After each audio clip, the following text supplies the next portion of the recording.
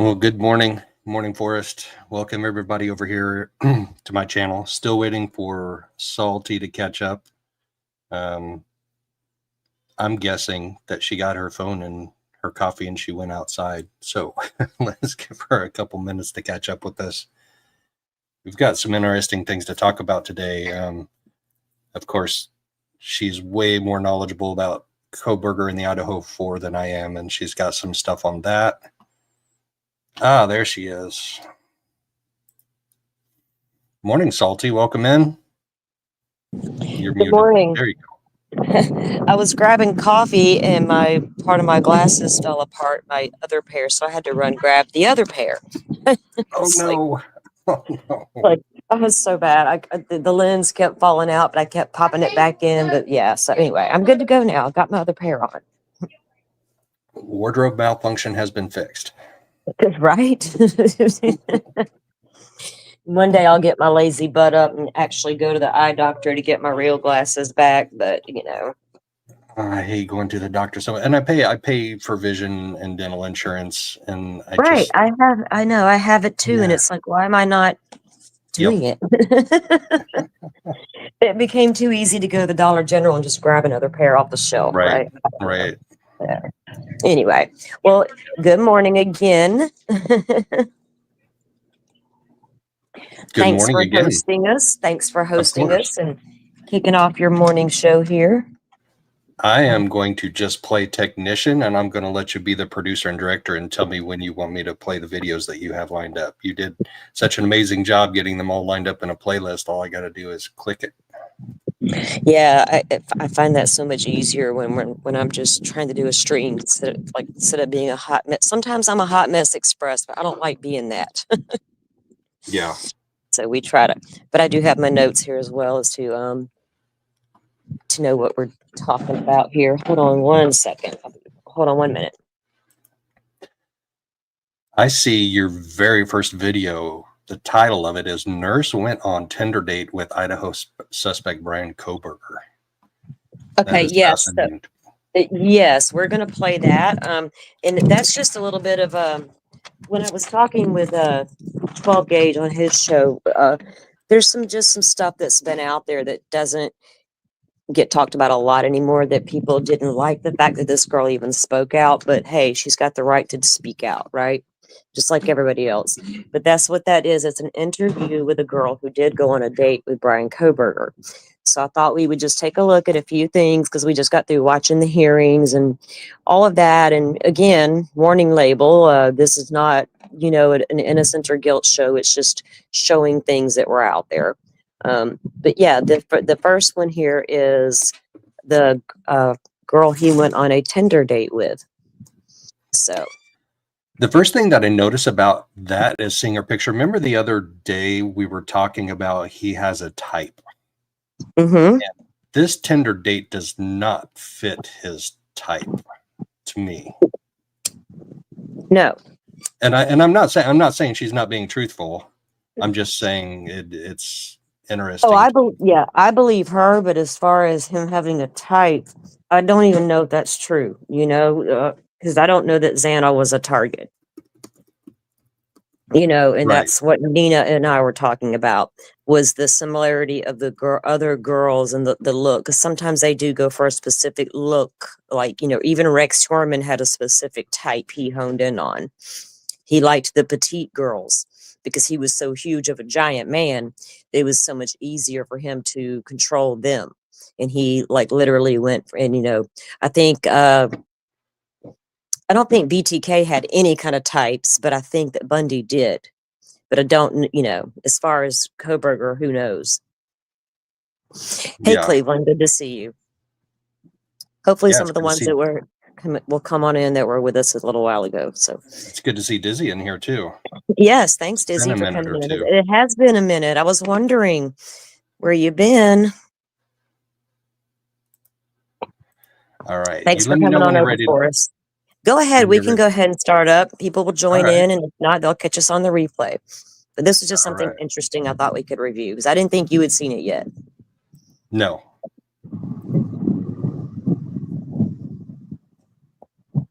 Idaho murder suspect Brian Kohlberger was arrested. This woman couldn't believe her eyes. I recognized him immediately, and my heart just sank because I couldn't believe that.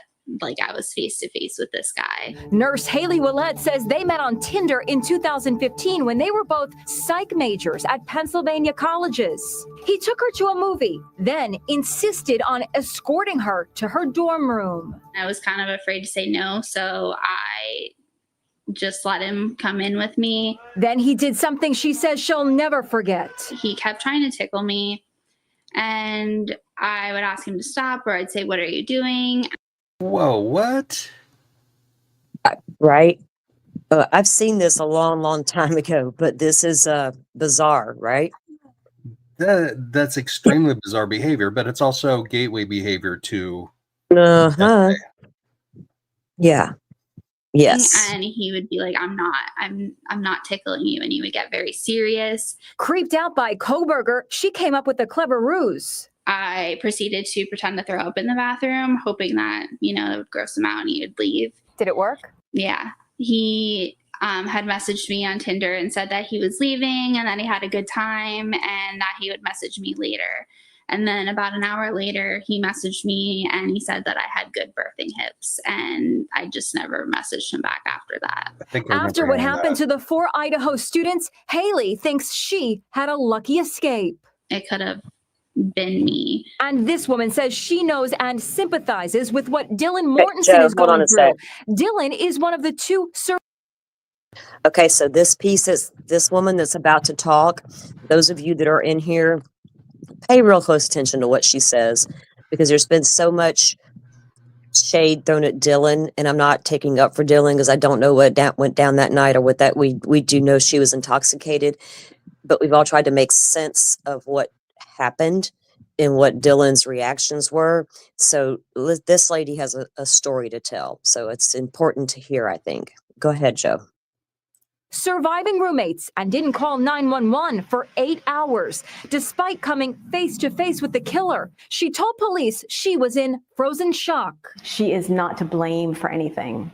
Absolutely not. Alana Zabel is a yoga instructor who attended Buffalo University in New York. She lived with 4 sorority sisters and suffered an eerily similar trauma. One night in 1992, a rapist broke into their home and attacked a student. Alana heard the attack, saw evidence that there had been a break-in, and even saw bloodstains, yet she convinced herself nothing was wrong. I felt someone in my room, and I lifted up my head, and there was no one there, but then the front door closed. She waited 6 hours to call 911 and will never forget the horrific scene she found in her housemate's bedroom. Her mattress was 3/4 of the way soaked with blood. The walls were covered in blood. Everything was covered in blood. She says the murders of the 4 students in Idaho brought back nightmarish memories. She fears Dylan, the surviving roommate, is likely to be traumatized for years to come. She's going to beat herself up for the rest of her life, so we don't need to do that for her. The attorney representing the family of one of the slain roommates says Dylan is also a victim in this case, adding that she provided information about the assailant, which proved beneficial. Isn't that crazy? Wow. What a strong lady, though, to come forward like that and talk about it. Yeah. I mean, because you often wonder, how could this kind of thing happen? And it still may not make a lot of sense to us, but it happens. Apparently it happened to this lady, and she heard her say she could just convince herself nothing bad has happened, even though it had. I thought that was really, really crazy. Welcome, All Eyes. You said you were DMing me something. I'll check that here in a few minutes.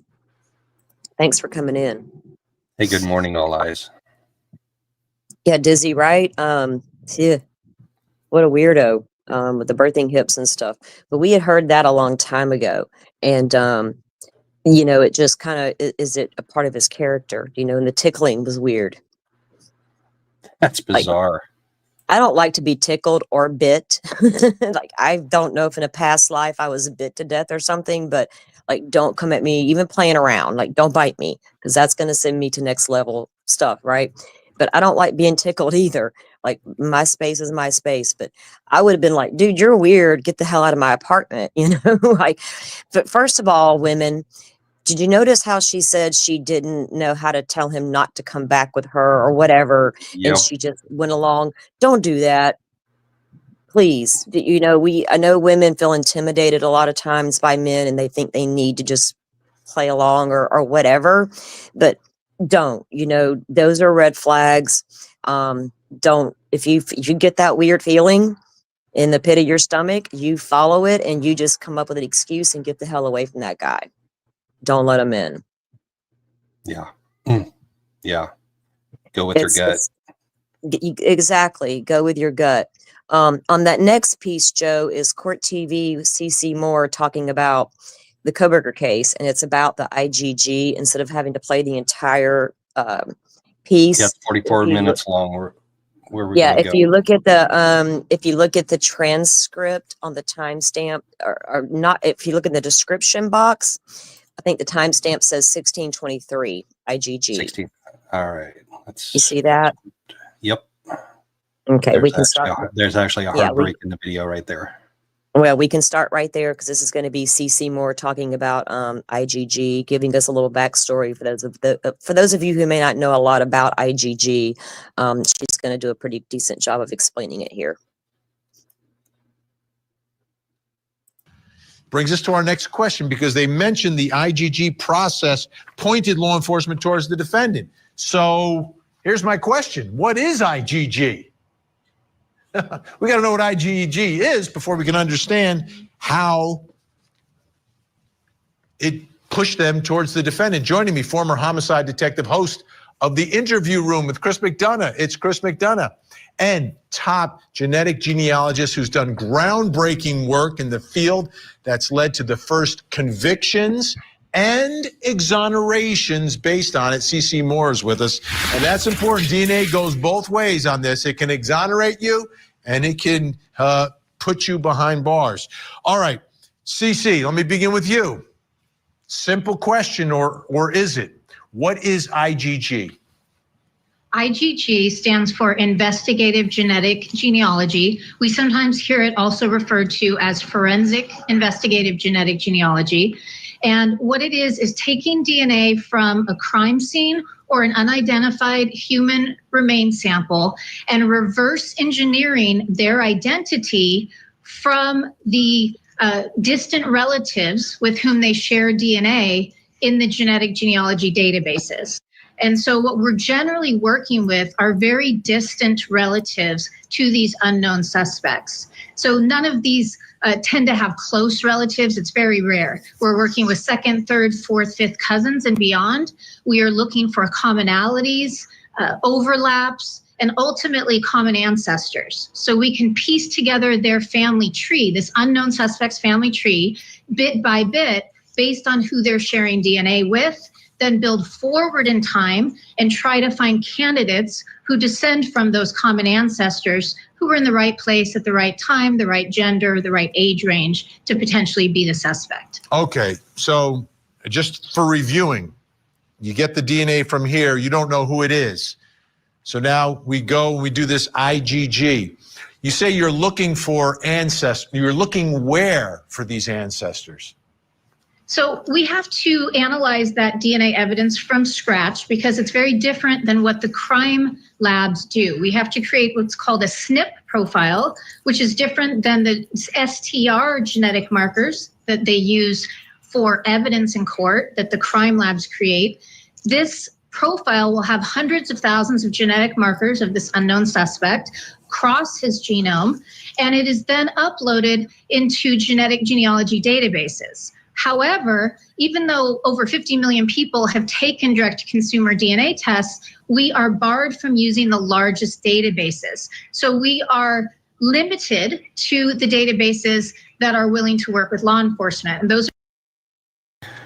Okay, I think what she said there to me was important because she said we are barred from using the largest databases. So we are restricted to using the databases that will work with us. But what Yes. are they barred by legal precedent, or are they barred just because those big databases won't work with law enforcement, like Apple won't? They won't work with them. The only two she's going to get into, the two GEDmatch, we've always known does work with them, and that's where she gets a lot of her information.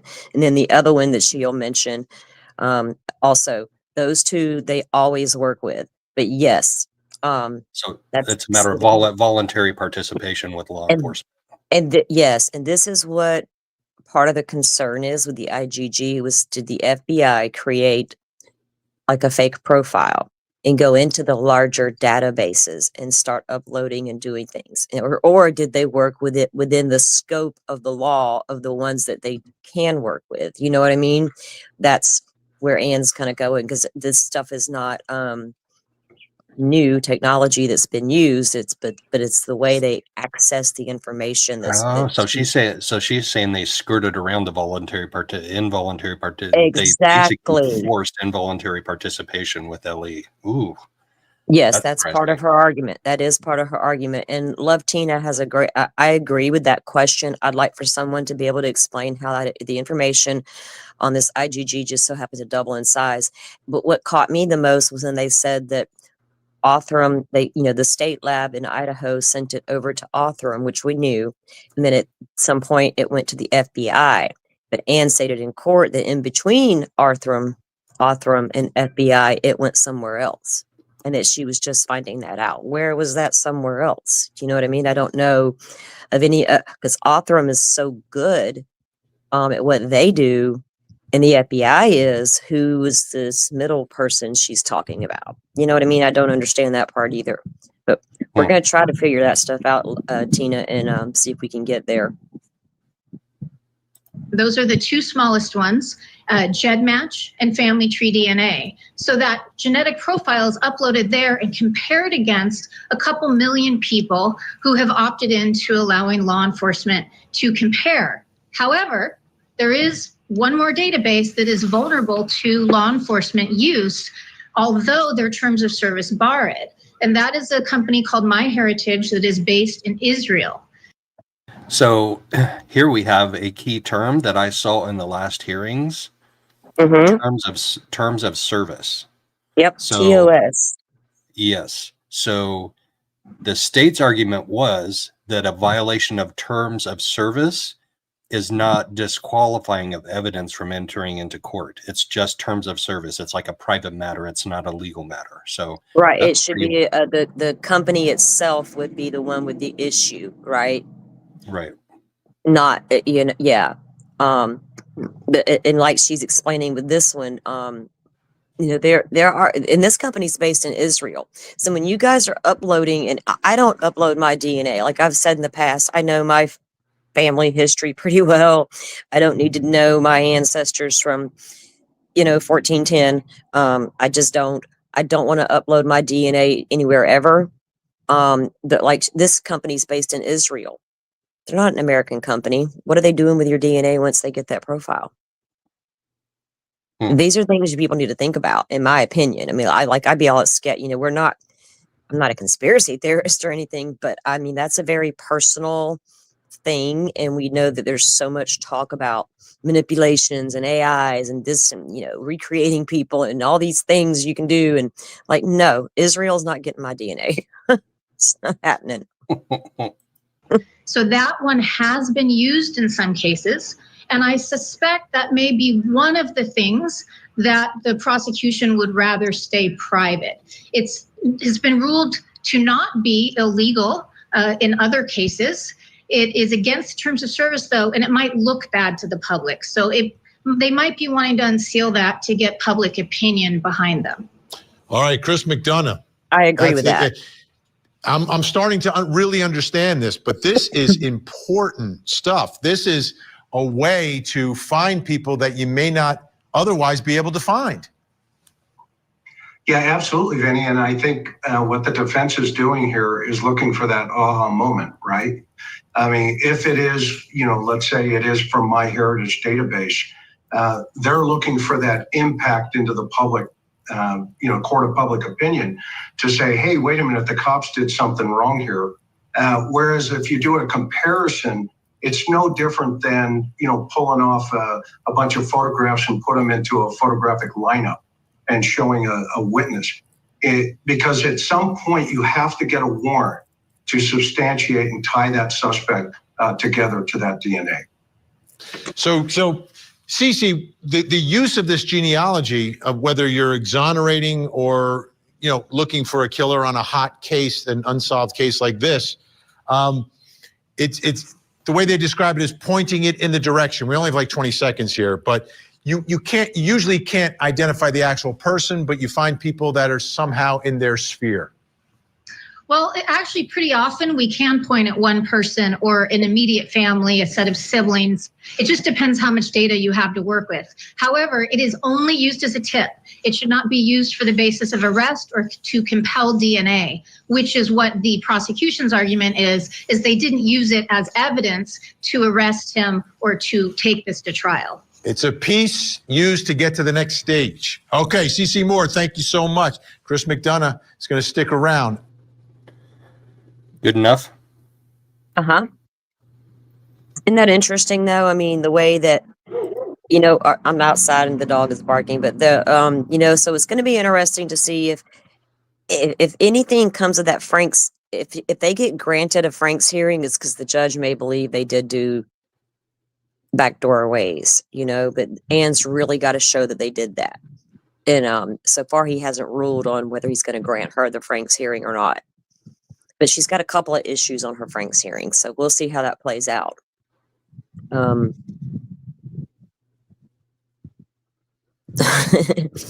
Difficult research. I'm sorry, I was reading comments. I'll go in the Mormon vault where everyone goes. I know about that fault. I know about that fault. I do. Oh Lord. Oh Lord. And you're welcome, Tina, for me responding. We like to, catch up on what you guys are saying, and yeah, I like people challenging our way of thinking. Like, I'd love to be challenged. I love it. Yeah, I mean, we all need, like we were saying before, there's some things that may be said that may make me, oh, okay, like an aha moment, or make me think about something I hadn't thought of, or vice versa. So the conversation's always good. And again, welcome in everyone for Joe's debut of his morning show.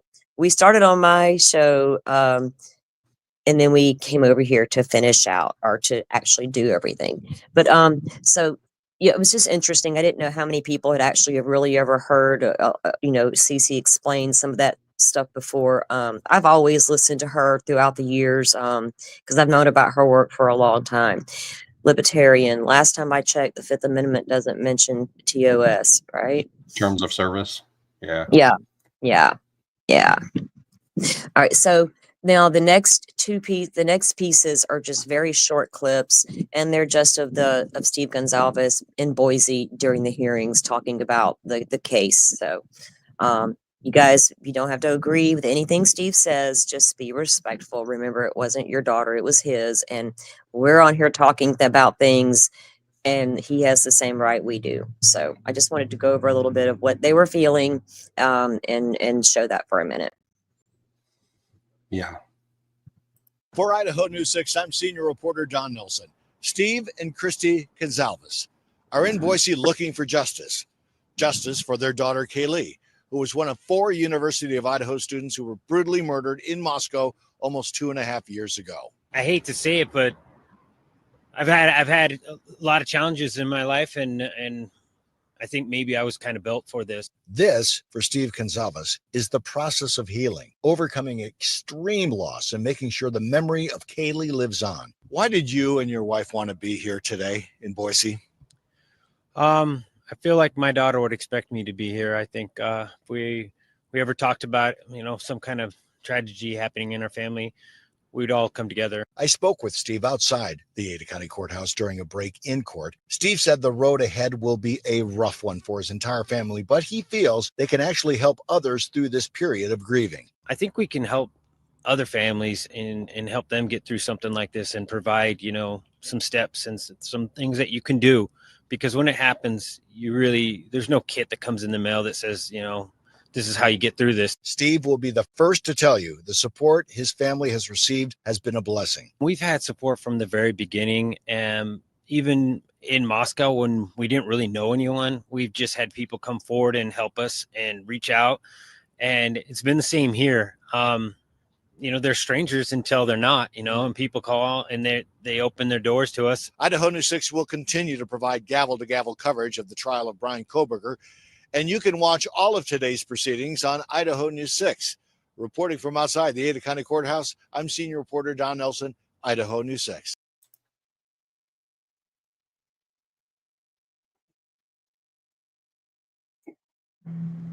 Yeah. Was there a second one on there too, or did I remove that one? I can't. Oh, damn, loud truck. Yeah, remember. there is. There's Because another one here. and that one's not very long either. We can go ahead and play that one as well because he says some more stuff there. All right.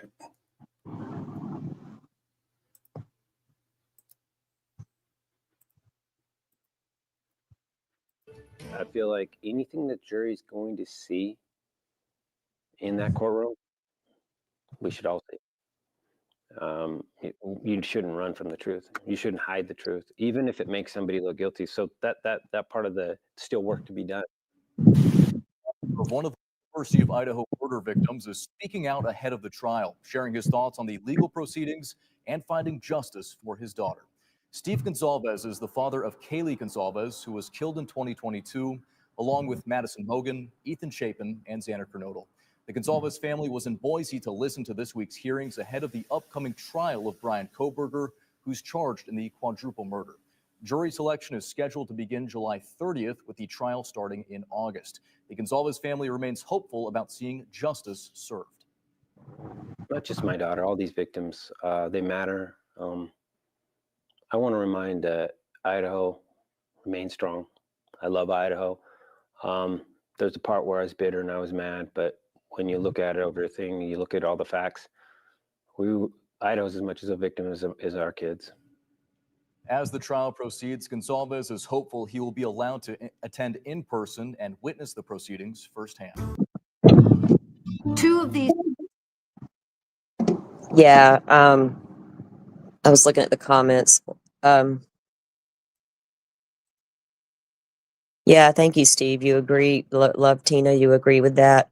Kaylee was a very nice girl. We're going to look at a piece. This is the last piece that we're going to look at on Idaho for this morning. And it's just a little piece about remembering the victims because, I don't know who did this crime. I'm 50-50. I don't know. I have to wait till we get to court to see all the evidence, but these victims can't be lost and they deserve justice.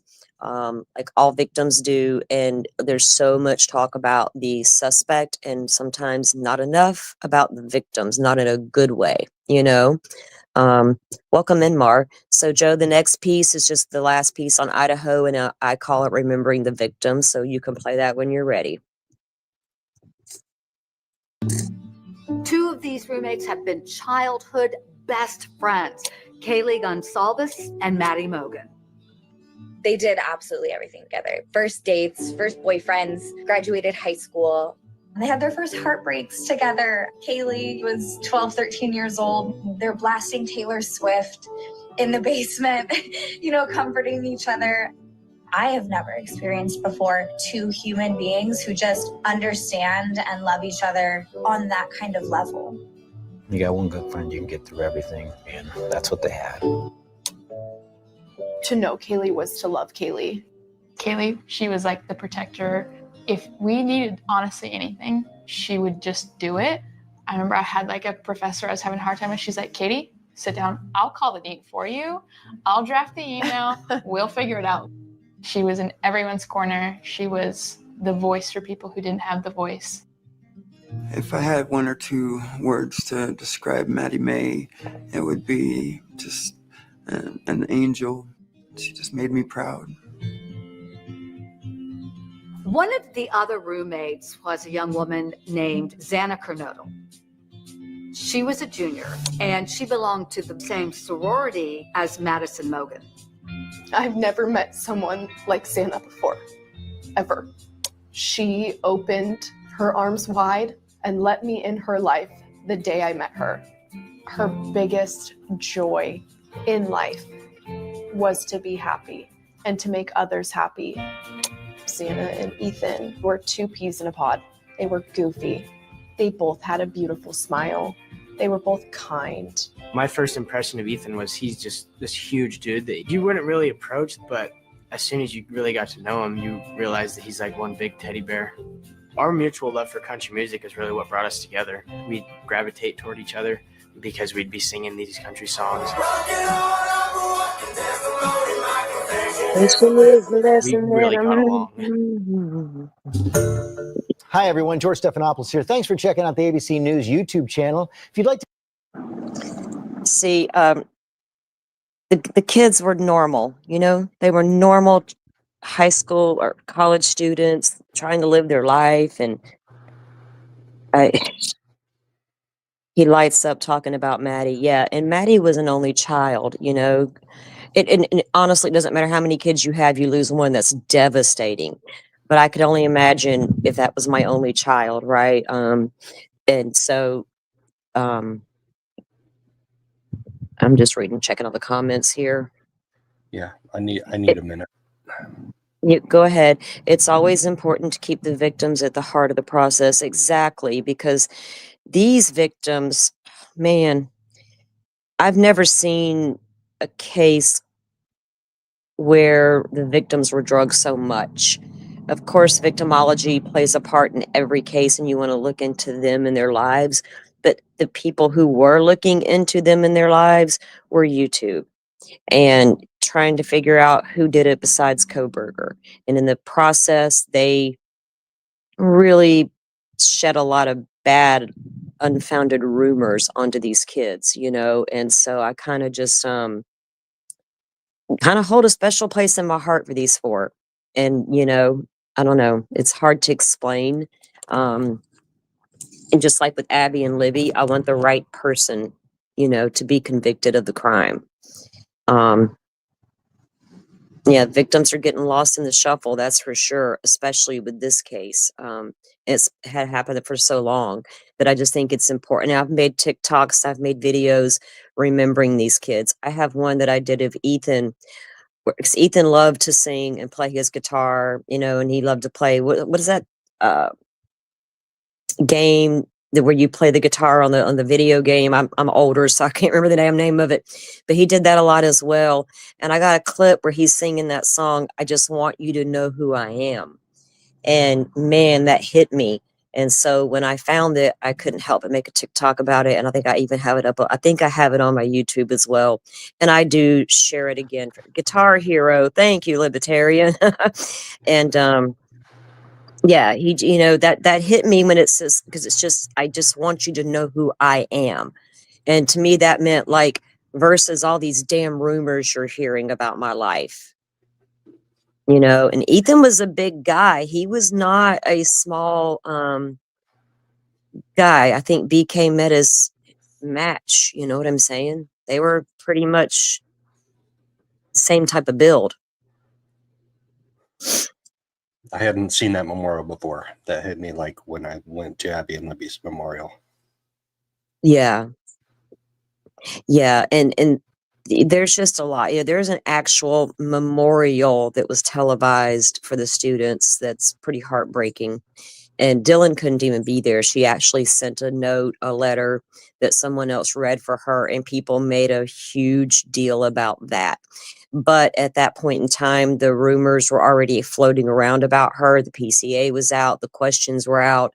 And I don't think she felt comfortable or safe, or even was she embarrassed, you know what I mean, to show up there.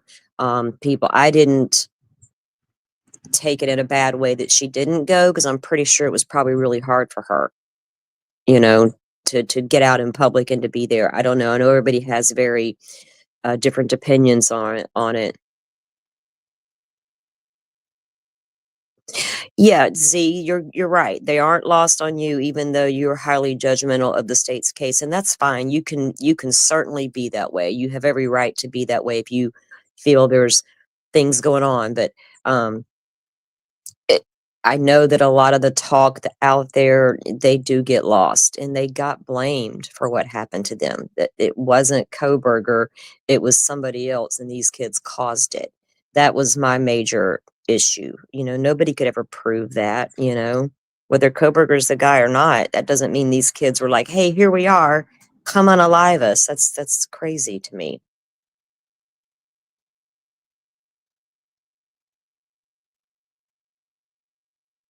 Oh, Liz, you're right. Yep.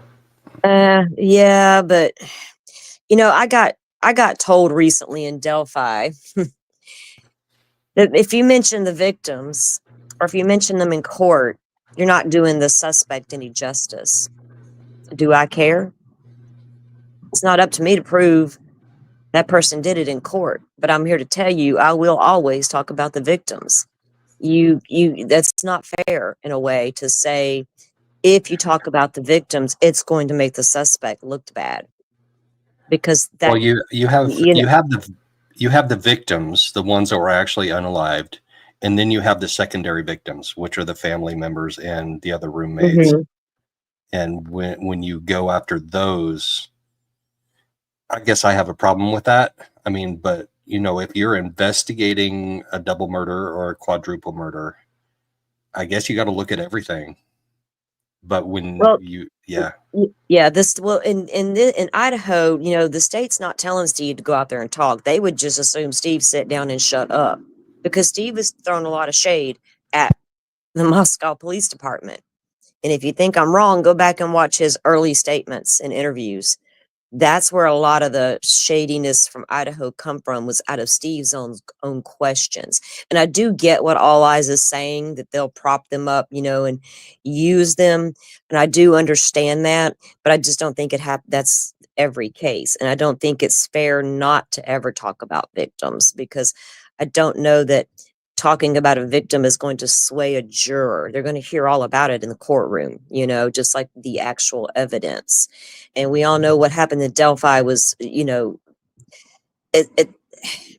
we look at West Memphis 3 in a second, you'll see that it actually, all that happens, but that don't mean that's happening in Idaho. And I know that people feel that a lot of things are really shady in Idaho right now, but I'm not one of those people. I can't get there yet.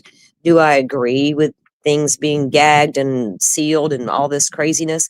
No, but the defense picks and chooses what they want sealed and unsealed too. So you got to remember that they were on board completely with this gag order and things like that, so I think it's a fine line, that we have to walk between the victim and the suspect's rights. Do you know what I mean? Because I'm all about the suspect's rights as well. I really am. Or I wouldn't have got so deep in Delphi, Right. I just think that it's Idaho is such a polarizing case, like I said, and people see things so differently, and two people can watch the same exact thing and have a very different takeaway from it. Right. Well, that happened in Delphi. I mean, the people get in their camps, guilty or not guilty, and then they're just willing to go to war over their opinion about it when we haven't seen all the evidence. And now a jury has convicted Richard Allen, and he's been sentenced to 130 years. So everybody who was Richard Allen guilty is like, see, I told you. And we do have to have respect for our justice system, but we can also still disagree with the jury. It'll be interesting to see how Koberger case, the Idaho 4 case, plays out. Yeah, it will. Difficult research. It's disgusting to witness at All Eyes. I can't stand that family gets exploited to the. Yeah, I mean, and you know what? That happens a lot, and like I said, there's a fine line you walk. We don't always talk about these victims, but it's nice to remember them every now and then. Because remember, if there weren't victims, there'd be no case, and we all felt like Abby and Libby did not get the justice they deserved. And and there wasn't a lot of bad talk about the girls there was some talk about the families and the girls openly. Yeah, Kelsey was in the crosshairs a lot. Oh, I know. Yeah, there was.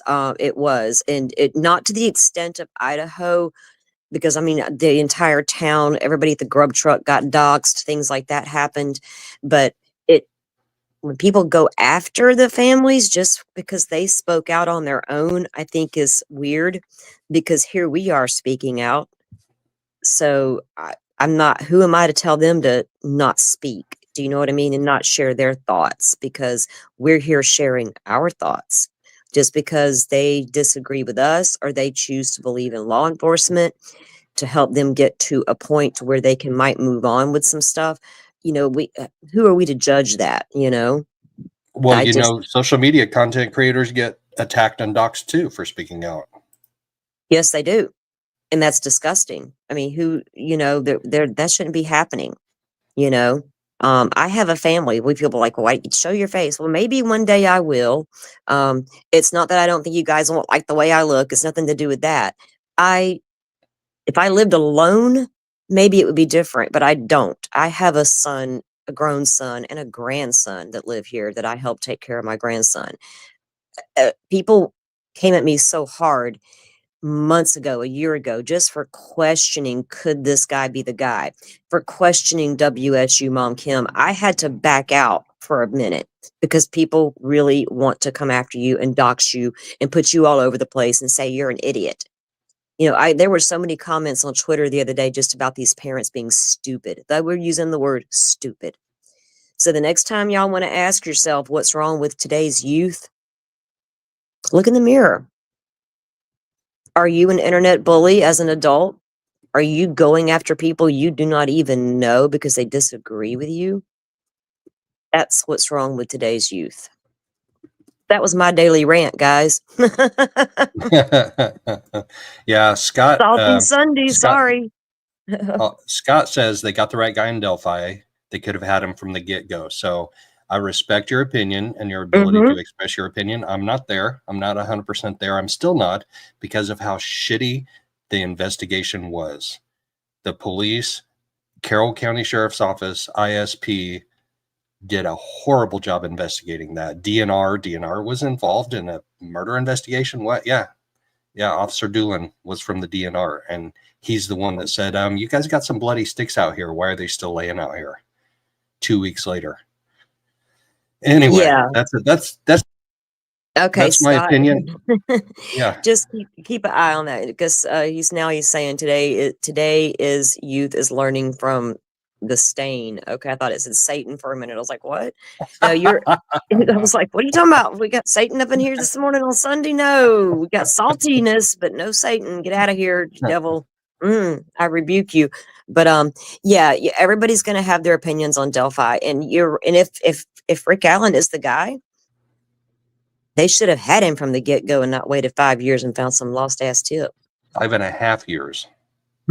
Yeah, 5.5 years. There's just a lot there, Scott, that we question, but we, still, it is what it is. Yeah, and we welcome other opinions for sure. Oh, yeah, definitely. Yeah. Inexperienced law enforcement team that weren't used to these kinds of murders. Exactly. And okay. Hold on. Go ahead. Joe's got views on that. Go ahead, Joe. Hold on, Scott. You're calling Rick Allen a psycho. He was never arrested in his life. He had mental issues. Yes, he had major depressive disorder and anxiety, which they ignored in prison until they started injecting him involuntarily. But calling him a psycho, I think that's a little bit out of bounds based on what we know. He says, anybody noticed how Ricky never stepped forward again when he had to be wondering why they never came back to talk to him again? Why would you, when they were begging for witnesses? He did step forward, like twice. It's not his fault they never called him back after those 2 initial interviews. So they marked his lead sheet cleared. Yeah, I mean, they did talk to him twice. In the very beginning, he told him he was there. They interviewed him again. Dan did whatever Dan did and didn't remember talking to the guy who described what he was wearing, and never in 5 years said, hey, you know what? That one guy I talked to that time, maybe we should look at him again. No, it took Kathy. All right. We're done with this. Let's move on. Moving on. Yep. Moving on. West Memphis 3. Now, when you look at this West Memphis 3 case, you might get some insight into Delphi. So this is 11 minutes long. Do you want to do the whole thing? Yes, because it's going to give, for those of you who don't know about the case, it gives a great little backstory, Joe. That's why I decided to do that one first, because it's important to know the gist of it. You know what I mean? Yep. So I need to hear it too. All right, here we go. Okay. 11 minutes All long. right.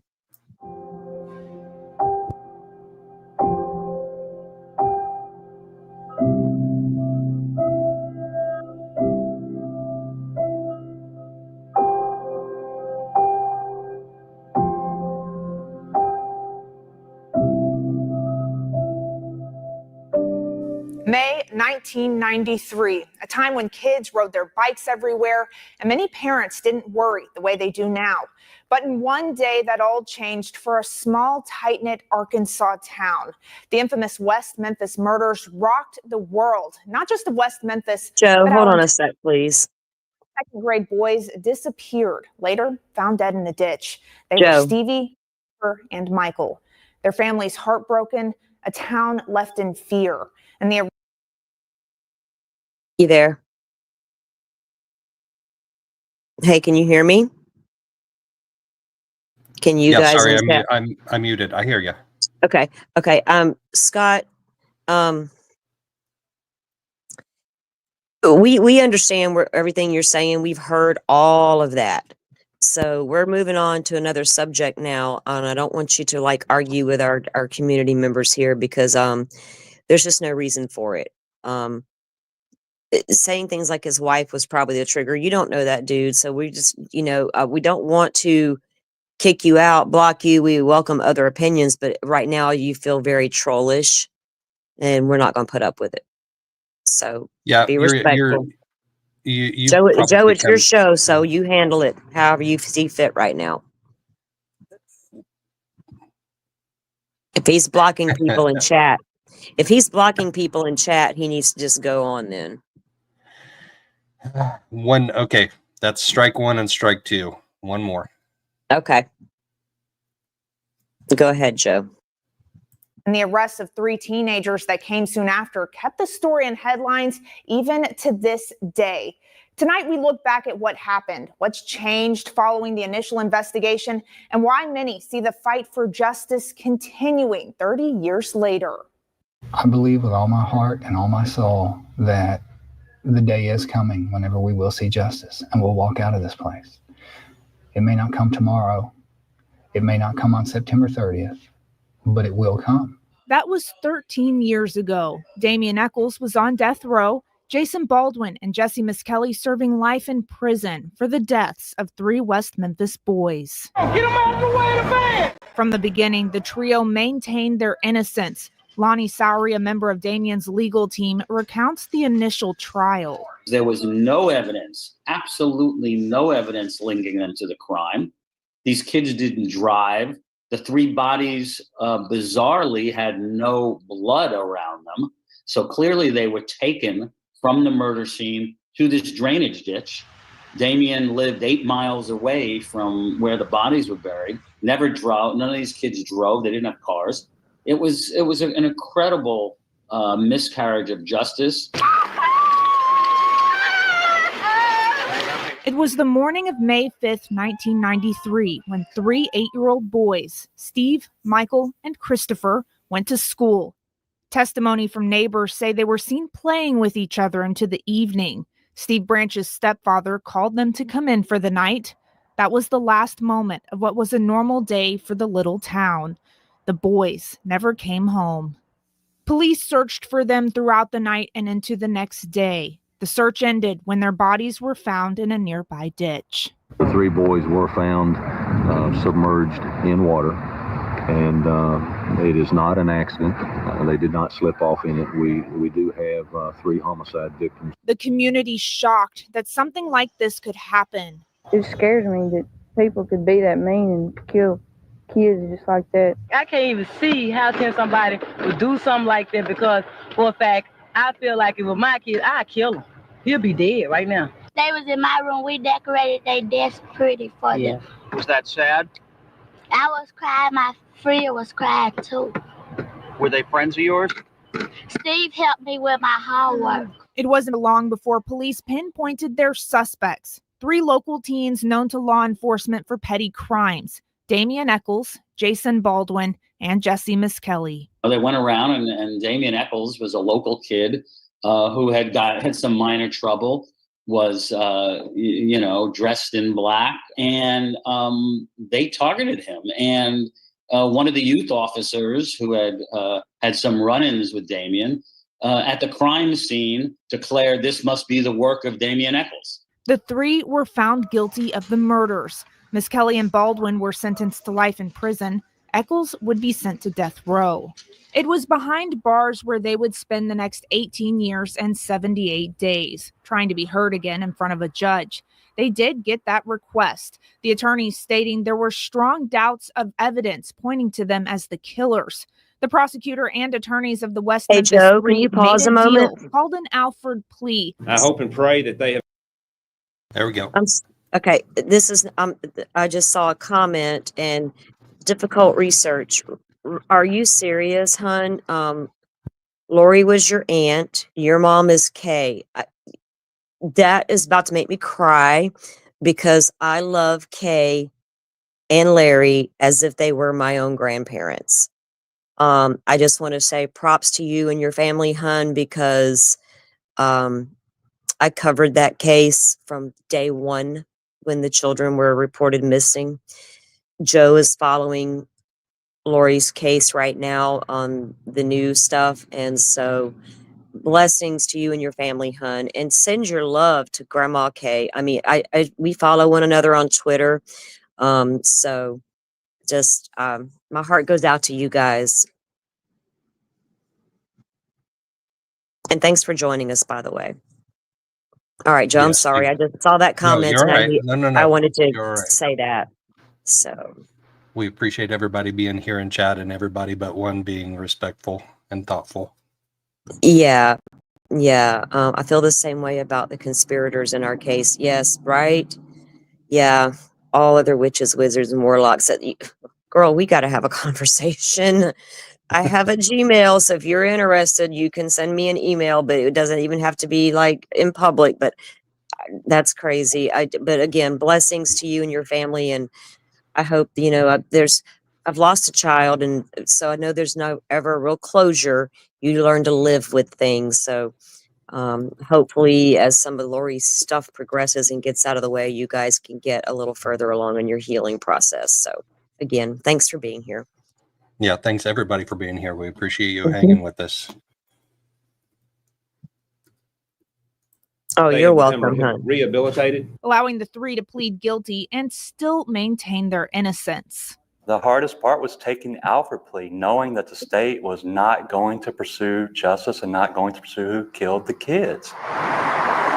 I know to the core of my soul that the only reason the state did not murder me and sweep this case under the rug was because people all over the world were paying attention to it. Now, the fight to clear their names didn't end there, and we'll take a closer look at that in a bit.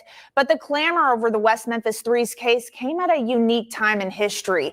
The internet was in its fledgling years, something that helped fuel discussion of the story nationwide in a way not really seen before. The case would also become the focus of a documentary, which raised questions about the verdict. Today, the attention surrounding the West Memphis Three is getting new life. The age of podcasts and true crime and social media are exposing a whole new audience to the case and once again raising questions about whether justice was really served. There are people who weren't alive in 1993 who are on TikTok or on social media and learning about it now and saying, what is going on here? The 90s, full of grunge and counterculture, it became a time for people to express themselves outside of the norm. When people say it could have been me, they don't mean like I looked and dressed the same. Sometimes, absolutely. It's such a basic through line and I'm innocent. Like there's no evidence here. That's why it could have been any of us. 3 years after the murders in West Memphis, a new documentary would take an in-depth look at the case which captivated the country. I didn't kill those 3 little boys.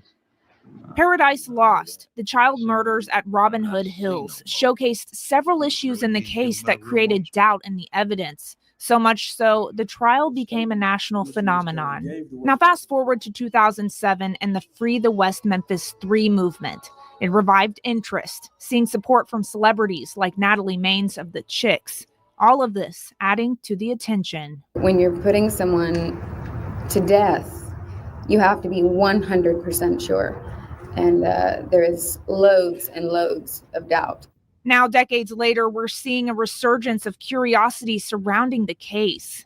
Jillian Pensavalle is the creator of the True Crime Obsessed podcast. It's cases like the West Memphis 3 that made her want to bring attention to how the justice system can be flawed. It was so shocking. It's one of those things where you realize, like, oh, the system is completely broken. Thousands of people tune in to listen to each episode, bringing new attention and a new audience to the West Memphis 3 story. If I have a platform, I want to use it for good. And in my show, we take big cases and we cover each week a very small element of the case. And then, 100,000 people or more in our audience dig into those files, give me feedback. Bob Ruff is the creator and host of the Truth and Justice podcast. He's done multiple seasons on the West Memphis 3 case. For him, it's about trying to find the missing piece that would clear the names of Damien, Jesse, and Jason. They kind of become high profile because people like me and other podcasters and documentarians cover them. But the reason they become newsworthy is because the district attorneys won't allow anyone to find the truth.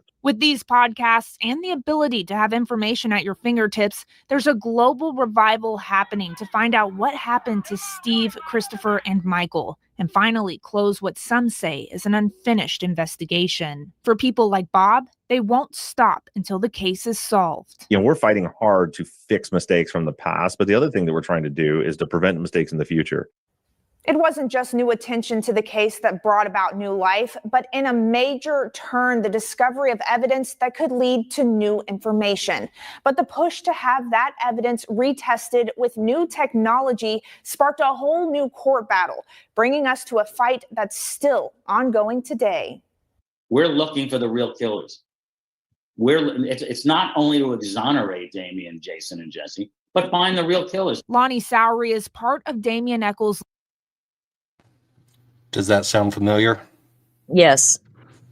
I told you, man, when I was reviewing this stuff, I was like, holy cow. And and as we get into the other pieces, you're going to see even more that's going to go make you go, what? So how long ago was this? 93? 93, 94, I think. 30 years ago, 32 years ago? Yes. Dang. And these kids ended up taking an Alfred plea at some point just to get out of prison. Right. But we're going to move into there's some new stuff that just came down with some new DNA testing that's going to be going on in the case. So but I thought getting this backstory was important. All right. We got about 2.5 minutes left of this video. Okay. Legal team. In 2021, they finally got the chance to move the case forward with new hope. Echols' team combed through evidence that the state had previously told them was destroyed in a fire. We went into the police department and found the evidence packaged, beautifully packaged, preserved, in excellent condition. The hope that this evidence could be retested to show who was at the crime scene and who possibly killed Steve, Christopher, and Michael all those years ago. We found the ligatures that we were looking for, and we assumed once we found this, that the prosecutor would allow us to retest it. Ligatures used to tie up the boys during the crime. In this case, shoelaces that could be tested with new technology to uncover DNA that couldn't be found before. The new technology, an MVAC machine that can extract DNA in smaller amounts. Echols' attorneys say former prosecutor Scott Ellington with the state judicial district told them that if new evidence was uncovered, they would be able to retest it. But by the time of the discovery, Ellington was no longer the prosecutor, and the new one wasn't so willing to allow that. So Echols and his team went to court again, fighting to get evidence retested. In June 2022, the judge said no, ruling that their petition did not apply to Echols because he is not in state custody. Echols and Jason Baldwin, one of the other West Memphis 3, disappointed with the decision. We have a way in our hands where they can see who killed those children, and they're refusing to do anything about it. to test the evidence to find who committed this crime not only solves the case, but it begins real healing for us and all of our families. So now Eccles finds himself in a familiar situation, one he had to do years ago when pleading his innocence to be freed from prison, going before the Arkansas State Supreme Court to have them rule on whether he can proceed. So now it's up to the Arkansas Supreme Court to decide whether to hear the case. That timeline remains uncertain. If they do, the court will decide whether or not that evidence should be retested. And it's a decision that many believe could help bring a close to this 30-year saga and closure to the families of Christopher, Michael, and Steve, as well as Damien, Jesse, and Jason, the West Memphis Three.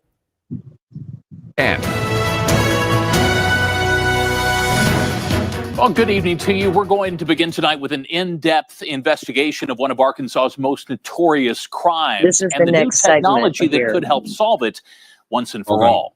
Channel You 7. there? Hold on. Yeah. Do you want to go ahead and watch it, or you want to wait? There was a question I saw, or a comment. Let me see. Anders, I'm sorry. You heard that the shoestrings disappeared. Yeah. Well, apparently the prosecution claimed that a lot of evidence was lost, right? But when they went to court and got a court order, lo and behold, all that evidence was there, including the shoestrings. So we're going to move into that, I think, in this next piece. And then the MVAC they spoke of, guys, I researched that thing a long time ago, when Idaho 4 first came out.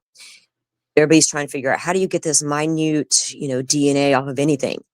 And I also researched it more with the Bardol method, because it's part of the MVAC process, and that can extract DNA from bullets, shell casings, things of that nature. And I always wondered, did they try that in Delphi with that bullet? But I am almost certain the MVAC was used to get the DNA off the sheath in Idaho 4. Because this thing, and I've got videos on how this works, and the person who invented it, it's been peer reviewed, all the things that it needs to go through the process.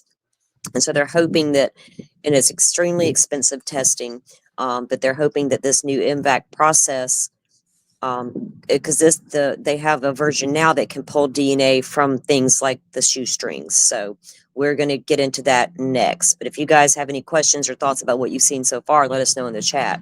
Joe, what are you thinking? I'm just still trying to catch up.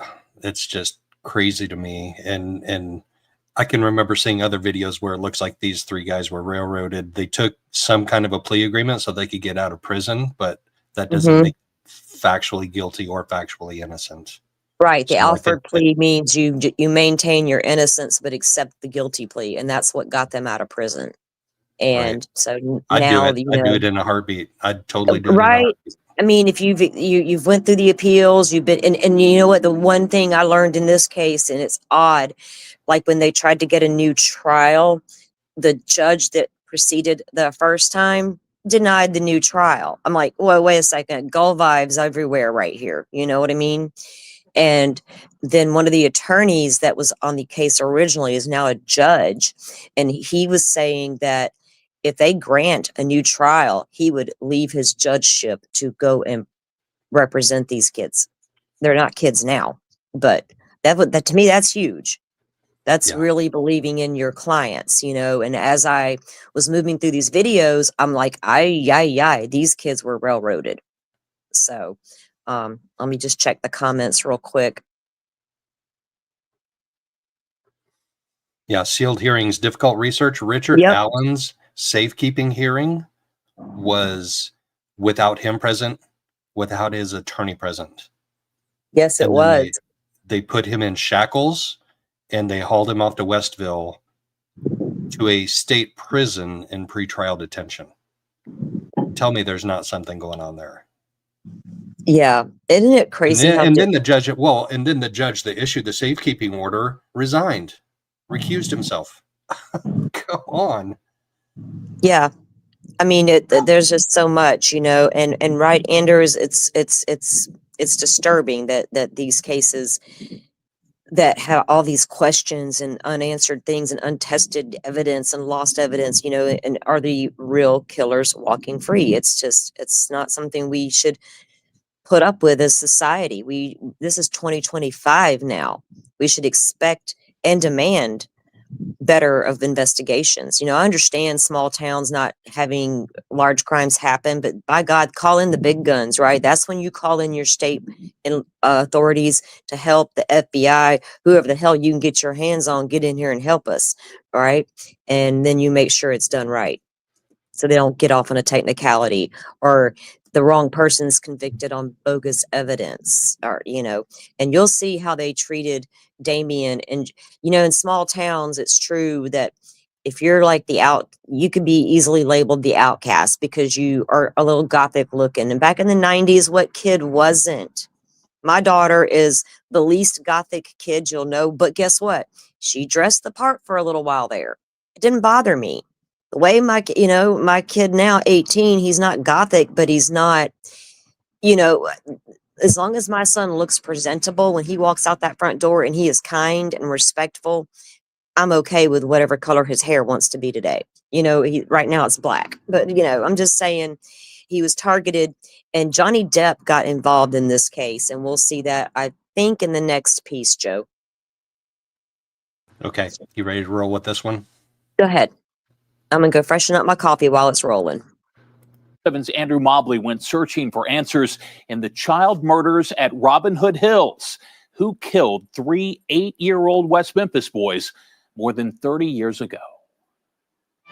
From Arkansas's most watched news team, this is Channel 7 News at 6. Good evening. An East Arkansas town is stunned tonight after the apparent murder of 3 young boys. I'm Andy Pearson. I'm Gina Curry. Folks in West Memphis have their guards up tonight, some of them not even letting their kids out of their sight. On May 5th, 1993, the naked, hog-tied bodies of 8-year-olds Stevie Branch, Christopher Byers, and Michael Moore were found submerged in a drainage ditch in a patch of woods in West Memphis. Police suggested they had been raped and one boy castrated. They said one had been beaten to death, the others drowned. The shocking crime led many to believe it may have been the work of a satanic cult. The satanic panic that gripped the community was palpable. West Memphis police needed to find a culprit fast, but critics say they made critical mistakes in their investigation, mishandling or failing to collect evidence and failing to pursue leads. Detective Rich, what is the date that you sent the blood scrapings off to the crime lab to be analyzed? They were never sent. They were never sent? That's correct. Where are the blood samples at this time? I don't know, sir.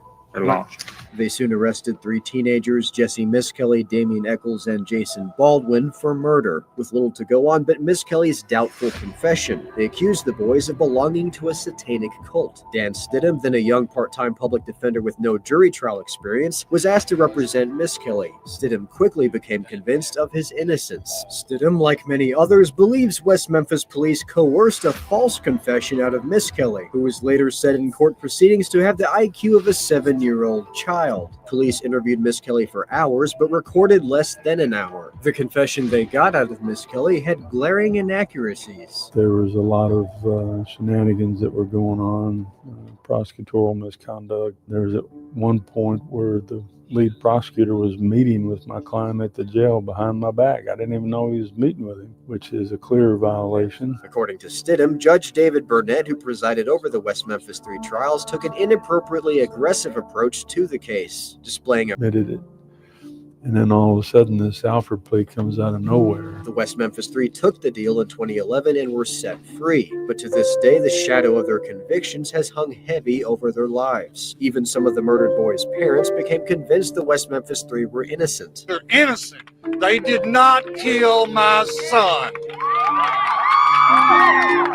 And this is wrong, what the state of Arkansas is doing to cover their ass. I want true justice, and now we'll never know. I mean, I thought there was going to be a trial, and them crackerjack police officers and attorneys that was on, or the investigators that was on this case in 1993, they messed up, and now the state.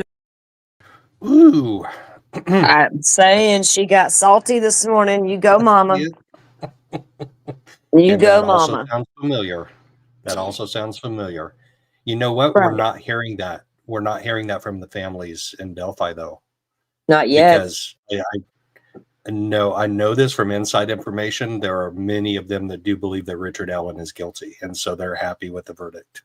Oh, I Most of know. them- It's obvious, and I'm pretty sure I know which ones that you're talking about. Obviously, but there's one or two that may not be so convinced. And as that case moves forward, when I say that, I mean the appeal process. They may have a change of heart at some point. You never know, though. You just don't ever know. Like this family, it took them a while to get there, but they did. These families, based on what they saw coming out after years. That means they had an open mind to the evidence. Right. Because I guarantee you when Mhm. the West Memphis 3 were originally arrested, they're like, sweet, let's go execute these guys. Like, let's take them, let's get them sentenced to the death penalty. And now they're like 180 degrees the other way. So that speaks to them for sure. And to the police investigation, to the freaking police investigation. Like, just do your job, guys. Don't pick out suspects and then try and wrap the case around that suspect. Right. Do Just your because job. you do your job, and we're going to hear why they may have targeted these kids instead of going after the real perpetrator. Libertarian, I about died when I heard her say Cracker Jack. I was like, go girl, she from the South, I'm from the South. That, and back in the day, that was the talk, and she did not mince her words. And the fact that the families have come out, in support, speaks volumes to me, But you can continue now. Yep. State of Arkansas, it's just like they want to sweep it under the rug and it's over.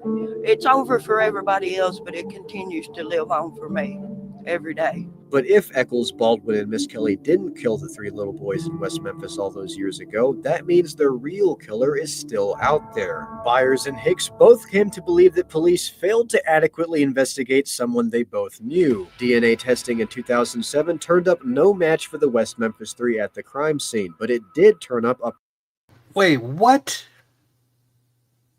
They did DNA investigation in 2007, and there was no DNA evidence of the 3 convicted men, boys, whatever, at the crime scene. None. None. That sounds familiar too. Good grief. Doesn't it? I'm telling you that when I was reviewing this, the parallels were shocking. A partial match for one of the murdered boys' stepfathers and Pam's ex-husband, Terry Hobbs. Mr. Hobbs, the other stepfather, we can't account for where he was every hour and every minute. Patrick Benka, part of Damien Eccles. Terry Hobbs, Ellis Fields. Sorry. Legal team says that despite the evidence pointing to Hobbs coming to light in 2007, authorities made little to no effort investigating him. An interview that they did of Mr. Hobbs subsequent to that finding that his hair was at the scene, the interview was comical. I mean, they literally asked him like 2 or 3 questions and said, "Good day." Stidham says he and the West Memphis 3's other attorneys have a theory as to what may have happened. But we're going to have a smoking gun. We're going to have more than just the DNA. We're going to have corroboration. And there were 2 witnesses that saw Terry Hobbs with the boys that night, yelling at him to go home, which he denies. Stidham has another theory as to who may have murdered the little boys, whose bodies were found a stone's throw from a Highway 40 truck stop. DNA belonging to other unknown individuals was found at the crime scene. DNA that can... What? Get out of here. It's crazy. Get out of here. It's mind-blowing, isn't it? Now be tested with new state-of-the-art technology. If we get enough genetic markers from the new DNA testing, and we can compare it to my suspect, who's a long haul truck driver. Stidham says his suspect is currently in prison for other slayings. The FBI says it has a pool of hundreds of suspects, all long haul truckers, for nearly 1,000 suspected serial killings along America's highways. Stidham didn't divulge his suspect's name. The two theories. Hold on. I got to address a comment in our comment section. Okay. So USA Libertarian says, I'm starting to wonder whether law enforcement and prosecution need to be completely separate. They are completely separate. Do they work hand in hand? Yes, but they are separate agencies with separate duties. They have a separation of powers under the state constitution and under local regulations. However, I submitted a FOIA request in Delphi to Sheriff Tony Liggett, asking for records about the search and rescue operations for the girls on February 13th and 14th, 2017. I was very specific. And guess who responded to my FOIA request? It was Carroll County Prosecutor Nick McClelland. What is he doing playing personal lawyer to Sheriff Tony Liggett or to the Carroll County Sheriff's Office? They are separate entities. They are separate agencies. They have separate goals, duties. Yeah, they should be separate, and they should maintain their separation. So I have an appeal with Indiana Public Access Counselor. We'll see what that response is. I'm not hopeful. Anyway, we'll keep playing this. But that was a good comment, very appropriate. Theories we've mentioned and a myriad others have been offered over the years, but now, finally, we may soon have answers.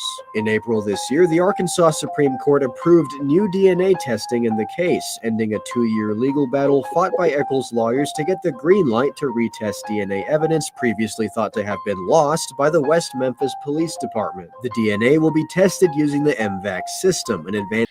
That is Andrew Mobley reporting for us. For more on this story and additional coverage of the murders of Stevie Branch, Michael Moore, and Christopher Byers, log on to katv.com.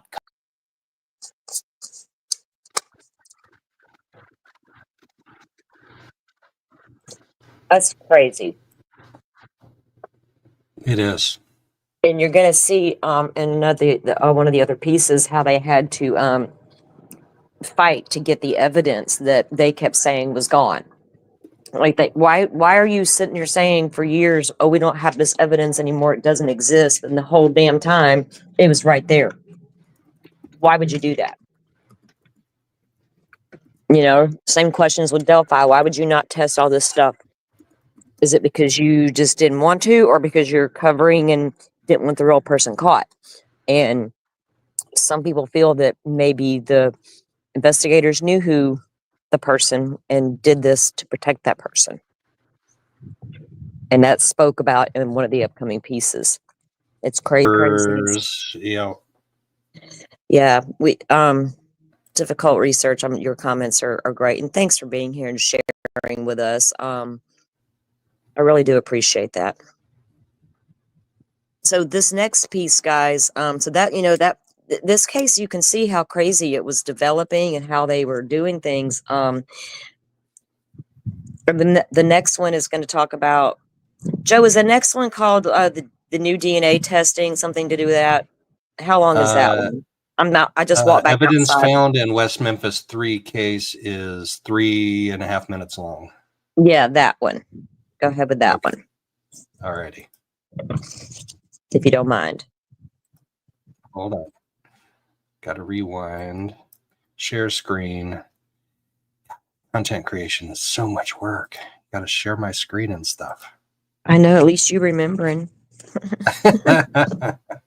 Jaw-dropping information from a decades-old case. Evidence thought to be destroyed still exists.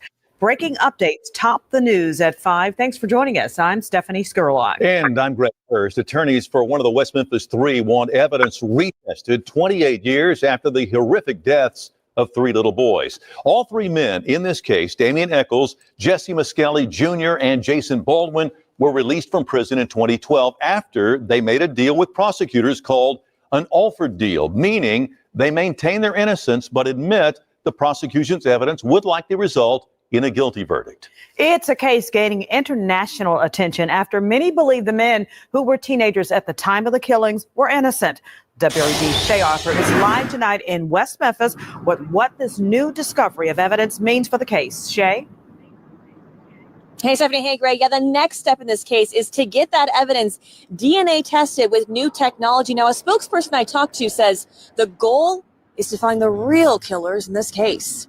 This is a photo Lonnie Sori with Arkansas Take Action says was snapped inside a West Memphis police evidence room. To our shock, it was intact, it was cataloged, it was packaged, and it was all there. Showing evidence from the 1993 murder of 3 little boys in West Memphis, part of the widely known West Memphis 3 case, landing at the time teenagers Damian Eccles, Jason Baldwin, and Jesse Miskelly behind bars for nearly 18 years. Eccles, once on death row. The men, no longer in prison, continue to maintain their innocence in the murders. But at one point, the team that worked to free the West Memphis 3 thought the evidence in the internationally known case might not even exist. They've been working for the last 18 months to get access, but said received no cooperation from city officials. And then what even worried us more is we started hearing from these officials that the evidence had been destroyed, lost, or mishandled. So rumors that had been lost in a fire. It was very confusing and very a very sad state of development. Finally, after a court order, they have access to the evidence. Sori says the plan is to use DNA testing technology called MVAC. Clearly, there's been significant strides made in DNA testing since 1993. How will this process take place, and who's paying for it? We have to raise some money because it is expensive to test DNA, and providing the law enforcement authorities in Crittenden County don't stand in our way. The same day the announcement of the evidence was discovered, West Memphis's police chief Michael Pope announced his sudden resignation. In a series of tweets, Eccles expressed his frustration with the department, saying the chief was not truthful. But today, West Memphis's mayor says the chief's resignation is completely unrelated to the case. We will fully comply with any lawful requests that's made in doing this for this case.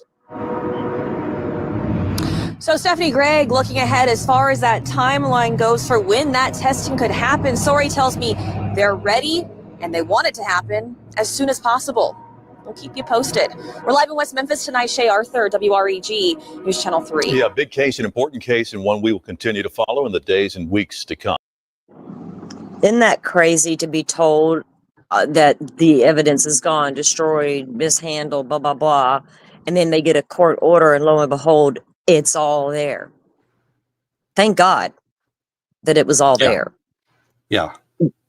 Because now with this MVEC technology, hopefully they can extract some DNA and put it together. You know, do IgG, hell, do it.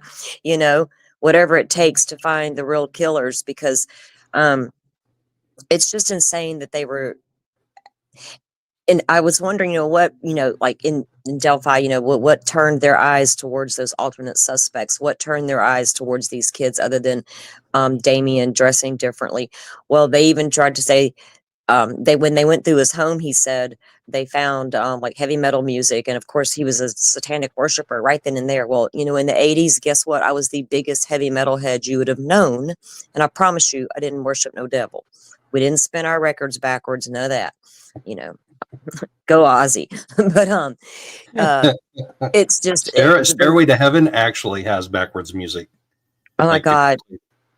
I'm gonna tell you what, if you guys go to YouTube and look up Stairway to Heaven, and it is they're at the White House getting their, what, I forget what you call it, the Kennedy honors or whatever it's called, where for musicians, but Hart, Ann and Nancy get up and sing Stairway to Heaven, and I swear to you, they sit there and cry. Led Zeppelin does. It is a beautiful rendition, and it is my absolute favorite. Oh wow.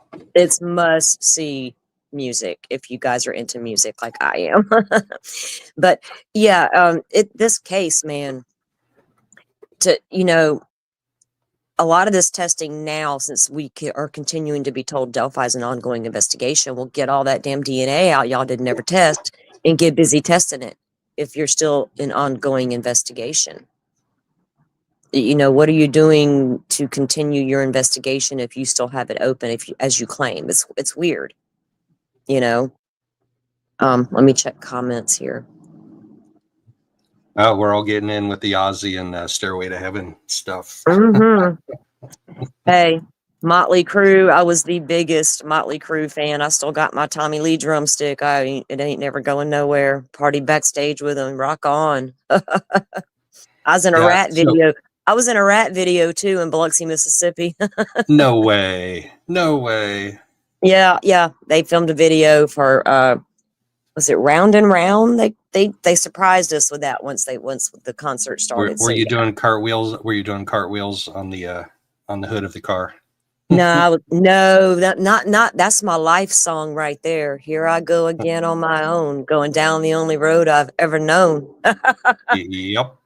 That is my life song. Other than Cool Change, that's also my life song. Y'all learning a little more about me than y'all probably want to know right now.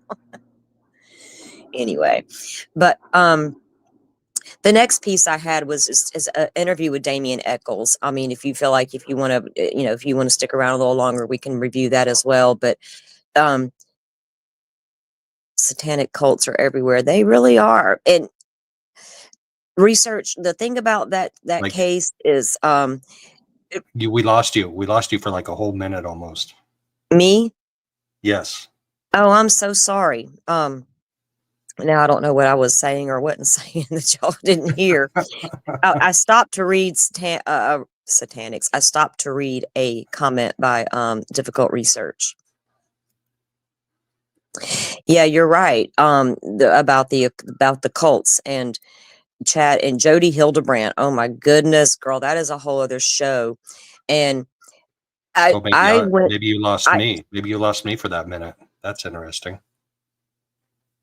Because Difficult says that we didn't lose you, so maybe you lost me. Maybe. I don't know. We didn't lose you though. Okay. But back to her comment about the cult. I really took a deep dive down in there with what Lori and Chad were doing, with their religion, quote unquote, because so many people got wrapped up in that case about the books he wrote and the what was that love novel or some whatever. They got caught up in the love and the money and all that stuff. And to me, it went way deeper than that. So that's a whole other discussion as well, I know, but yeah, I appreciate your comments. But this West Memphis 3 stuff, man, if anybody deserves to be exonerated, it's these 3, and they deserve to have all that evidence retested. The children who were murdered and their families deserve to have all that done. Why wasn't it, why would you lie and say you didn't have the evidence if there was not something to hide? And again, are you just hiding a bad investigation to cover your butt, or are you covering up for someone? You know what I mean? There are cases that make you feel like they're just wrapping the evidence around a suspect that they want to pin it on. Sometimes that does feel like it, but I feel like there's a reason. There's always got to be a reason why you're doing it. Either it's we don't have anybody and you're the perfect person, or there's elections coming up and we need to get this wrapped up, or, explain to me why you go after these particular people, because they're easy marks or whatever. In the case of these kids, when they were kids, when it happened, the suspects, one of the boys had the IQ, and I don't know, I thought that piece was in there, but I may not have it in there, but he had an IQ it was really, really, really low. Like he was not up to his age, right? And the way the police interrogated him, it was a lot like Richard Allen's interrogation. And they put things in his head and got him to say things that he later said that he did. They were able to prove he couldn't have seen or heard or knew, right? And I'll have to find that piece to review as well, because I hate just saying it without backing it up with a receipt. But so he was tried separately than Damien Eccles and the other kid. And I think Damien was the only one to get life in prison, or I'm sorry, death penalty. And he even tells you he was a hot-headed kid. He did things in court he shouldn't have done, made faces, rolled eyes, things of that nature, being stupid and immature. And that's what he calls himself. He was being stupid and immature. But that doesn't mean he was guilty of what they were accusing him of. And I can imagine being that young and being in that position. How do you act? You know what I mean? And boys are usually less mature than girls. We've seen girls act up in court too, though. I mean, so look at Sarah Boone's ass. The read technique has been refined over the years, but they were using it back then. They were using it back then, and with less governance, like with less restrictions on how they could treat the suspect. So and the read technique has been yes. It has been known to produce false confessions multiple times. We're the only developed country in the world that allows police officers to lie to suspects. It's ridiculous. Yeah, and I think they said that during his interrogation, it was hours long, but only an hour of it was recorded and preserved. Go figure, right? How in the hell do police agencies continue not to record their stuff? 94, 93, whatever it was. Okay, whatever. But y'all were learning. Body cams and all that been around a hot minute. Y'all were learning. Y'all should have known to record everything and memorialize it so you don't get bit in the ass later. Quit covering up your shady practices, And luckily today, well, we can't say that because we just saw this happen in Delphi, that, this stuff is out there. But, if they can uncover a lot of this stuff in the appeals process with Delphi and maybe get some further testing done on a lot of that DNA that they claim they had that was untested, maybe they can start to get somewhere with it, It's insane. It's 2025, AI fakes everywhere. Oh my God, you're right. That scares me to death. You know what? There's AI in the Delphi trial too. The quote unquote enhanced video shows the guy much closer to Abby than the actual raw video footage. That's AI. That is a form of AI. Whether they called it AI or not, it's a quote unquote enhanced video. That is crap. Like, that's so ridiculous. They are using AI. They're using it in trials, and it's affecting the jury's verdict. 100% affecting the jury's verdict. Yeah. Difficult research in the Idaho 4 case. Chris McDonough. Yes, I know who he is. He walked onto the property and found a glove. Was he the one that found the glove? Because I couldn't recall which one found the glove. I knew it was a podcaster. But that glove was mentioned a couple of times in court, and I don't think it's going to actually pertain to much because in just the last hearing we watched, Ann brought up the fact that there was a blood stain apparently on the handrail to one of the stairs in the home. She didn't elaborate first, second floor, that she claimed was not tested, but we don't know if that's true. And then there was originally there were 3 DNAs found. And now we are learning, we knew the glove and we didn't know about the other 2 where they were. Well, she didn't mention a third one the other day, but she did mention the 2. But one was a blood stain on the handrail. We just don't know which handrail it was and if they actually tested it or not, if it didn't match the sheath or whatever. I would, it's a party house. Was the blood old? How long it had been there? Blah, blah, blah. But it still would have been worth testing if I'm an investigator to see if it matched, if we found anything on that sheath later. But you know what I'm saying? It should have been tested. So I don't know for sure.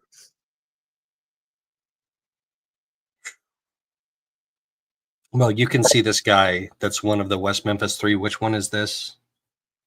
Let me look at the screen again. That's Damien Eccles. Yes.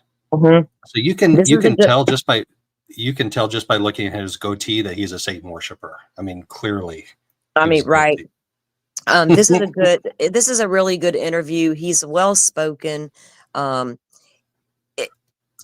He was likable. You know what I mean? If he's really truly innocent, he's been through hell. But this is the final piece I had on it, for today. So if you want to start this is fine. Yep. We got about a 6-minute video here.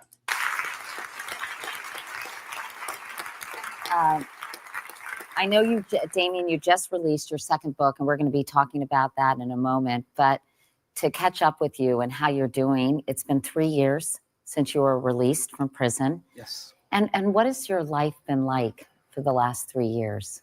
It's odd, you know, whenever you get out of prison, people think you're just going to be excited and happy that you're out, and you are. But at the same time, there's a lot of shock and trauma and everything else that goes along with that. I had been in solitary confinement for almost 10 years before I was released. You know, the last Did you time hear I had that? seen a Hold on. computer was, I believe.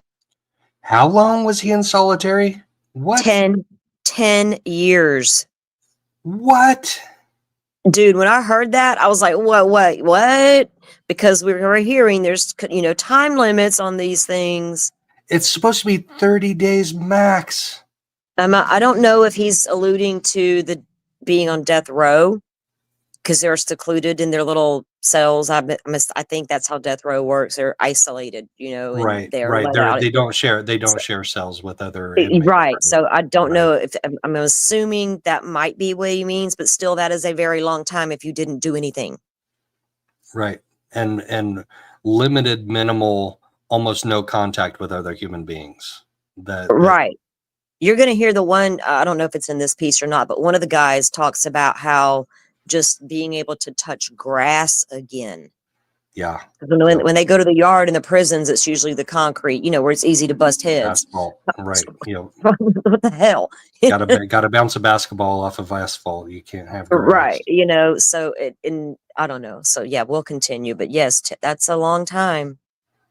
Least, the last time I'd seen a computer was, I believe, 1986 or 1988. And back then it was basically a glorified typewriter for rich people. It wasn't connected to the internet or anything. I'd never used a cell phone or an ATM card or any of that. So it was a major adjustment. Huge. And I'm still adjusting. Many people say that you and Jesse and Jason became targets of the police, or by the police. You were targeted. Why do you think that was the case? Why do you think they rushed to judgment, if you will?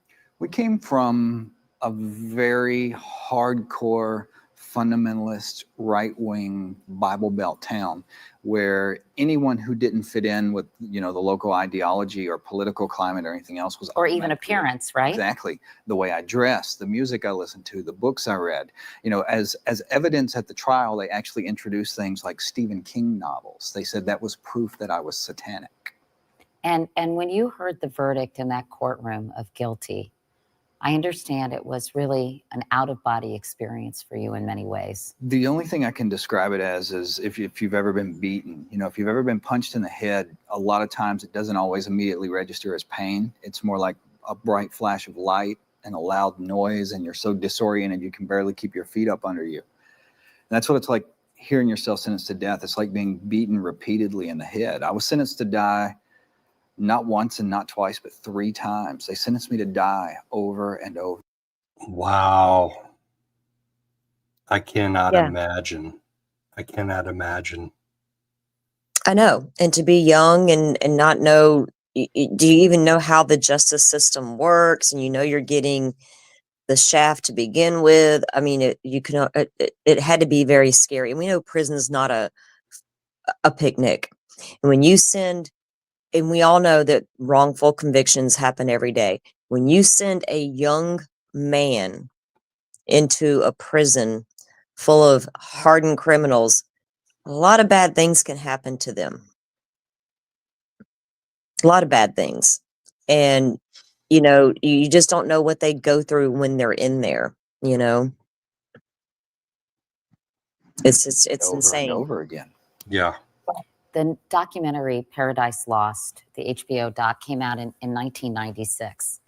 And it seemed as if that really started the movement of people questioning why you were convicted of this crime, why you were serving time. Do you think that's when this all started?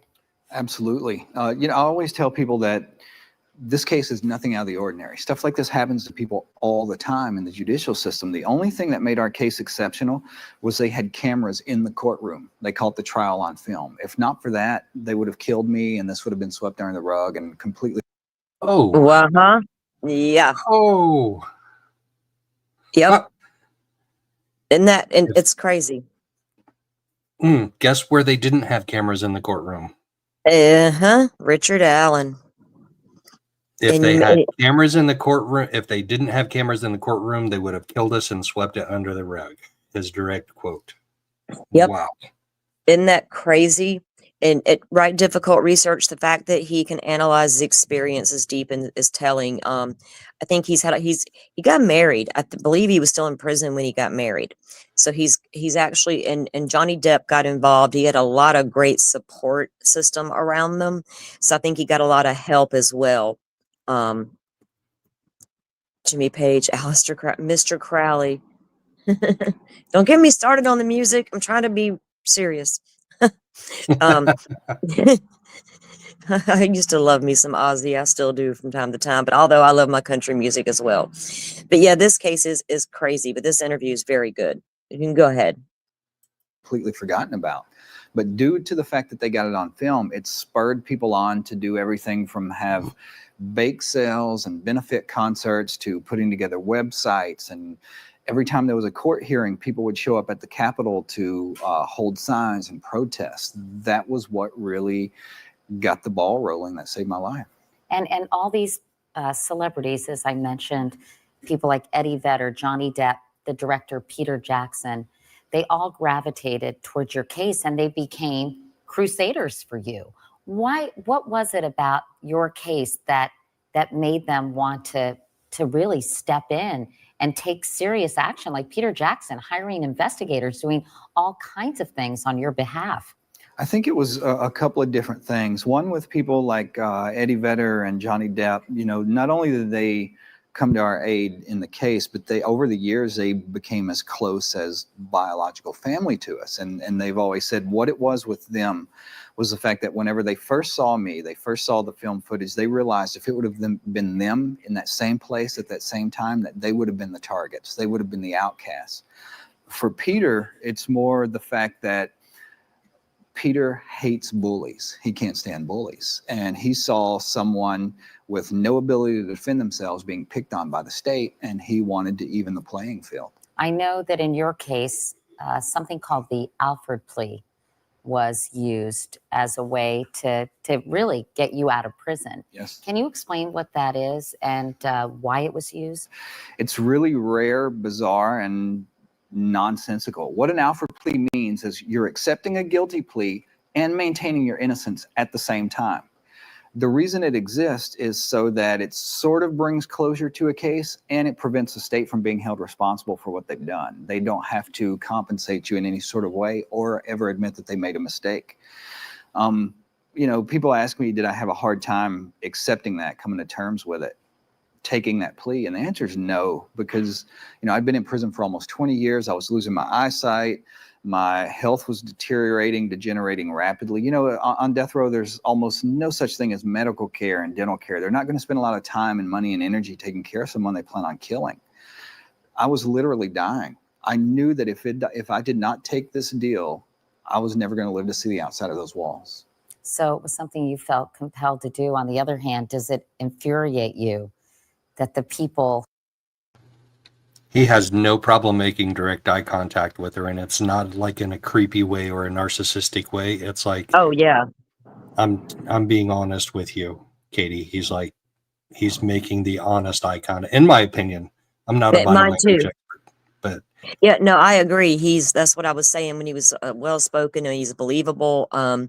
He's very confident in what he's saying, you know, and to take that plea, you know, 20 years in prison, you know, I'm with you. I would have taken it too, but that saves the state from having to compensate him for those 20 years wrongful conviction. And they wouldn't have offered that plea if there wasn't something to their innocence. That's a good point. That's a very good point. That's my opinion on it. Why would the state say finally, you know what? We'll give you an Alford plea. We'll go ahead and let you out, but you're still guilty. But we'll you know, no. Why would you, you know, why would you do that? It's crazy. Yeah. People responsible for this miscarriage of justice will never be held accountable. It does. Not one single person has been or will ever be held responsible. You know, people have built careers for themselves off of this case, and none of them will ever be brought to justice because of it. Do you think that the authorities will ever find out who really killed those 3 boys? I think what will have to happen, the people that are in office, the people that hold those positions right now, those people will either have to retire or move on, and new people that don't have a vested interest in keeping it covered up will have to come into these positions. Then one day, eventually, we'll see justice. Wow. Wow, wow, wow. Isn't that crazy? It's just a crazy story. And we're going to keep following it and looking at the new stuff that as it comes down, as this testing and all that takes place, you know, throughout all this process. It's been a long time for these guys. I just saw one of the comments from Difficult Research about JJ's dad. I'm with Joe. We're rooting for him. Always wondered about him. So I appreciate you sharing that, and send good vibes for us, you know, and we're so sorry for your family's loss. JJ seemed like a very sweet kid, and Tylee seemed like his big sister protector, like most big sisters are. So, and we're glad you feel at home here, and you feel like we are trying to cultivate a great little community here, and so far we have done that. The people who do come in and chill with us and conversate with our true crime conversations and everything, you guys are all so respectful to, you know, we get the trolls every now and then, but we deal with them, you know, it is what it is. But so we appreciate all of you for coming in and being with us for sure. And looking forward to more of Joe's morning shows. Now, Joe, give us a little background. Are you going to do some weekday morning shows as well? I usually skip Monday because I'd usually stream Sunday for quite a while. So I skip Monday and I go to Tuesday morning, but Joe and I were going to jump back and forth between the channels because you guys you're always great to both of us. But his morning show and my morning show, we'll have our own take on things, of course, but I'm interested to see what you got planned. Right. So it makes sense that I would do a Monday thing, right? For like episode 2. So I've got 5 different cases that I'm considering, you know, doing like a half hour each on. There's a couple of cases. There are 3 cases in Indiana. So there's Jacob Monaeus, who was a toddler that was drowned by his Haitian immigrant father in a bucket of laundry detergent in Lafayette. And I kind of did a summary of that a while back on another channel, but